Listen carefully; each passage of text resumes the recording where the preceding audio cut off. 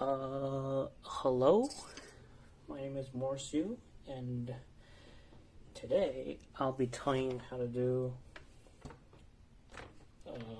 this question. I chose to do on this piece of paper because this one is getting messy, and I didn't want to erase it, and I don't forget it. So, let's start from scratch. So since MN was not given a definitive, I guess, measurement, let's just pretend this is MN, and MN is 1. So what you want to do here is first rationalize. So the thing is, radical 1 over 2. What you want to do is, you want to times that by a radical 2 over 2, which is 1, so it doesn't really make a difference. We're just trying to rationalize it, which is going to turn out to be a radical 2 over 2. As that's going to come in handy a bit later. That's my current, just don't mind. It's just my current. And so let's just take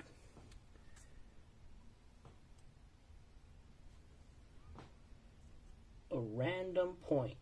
Just make your compass a random point, then just draw. Station at M. Draw arc. Do the same thing, station at N, and don't change the length thing. So don't change the length of this thing. Right? And so what we have here is a point. Let's just name that point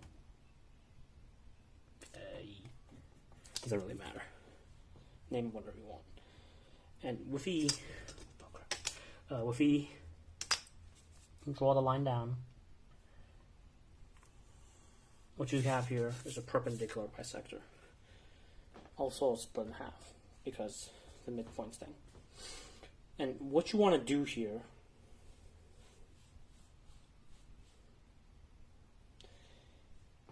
is label this point as well.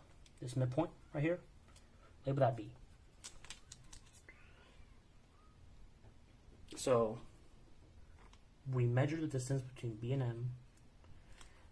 Oh, and we draw, and give me a second here. We draw an arc. Now, where the arc meets this line, we want to draw a point right here. Name that C. And what you've done here is that you made a 90 degrees angle here, right here, because that's a pretty ugly square. Anyways, you made a 90 degrees angle here because this is a perpendicular bisector, which means that these guys add up together as 180. So when you split them, it's a 90. Self-explanatory. And what you do here is connect M and C. And, okay, this is where it gets really smart, okay? 45. And this is because you measure the arc length between B and M, you get to know that CB and MB is the same because you measure over the same arc length, so they would be the same unless you messed up on measuring, which I don't think I did. So what this does is make an isosceles triangle, and we know MB, CB equals to each other. That makes it an isosceles angle, and since we know that it's a 90, since we don't know that these sides are the same, that angle, these two angles, must be 45. Alright, and because it's a 45, 90 special right triangle, we know that this equals, right? And the formula states that this is x, then this must be also x.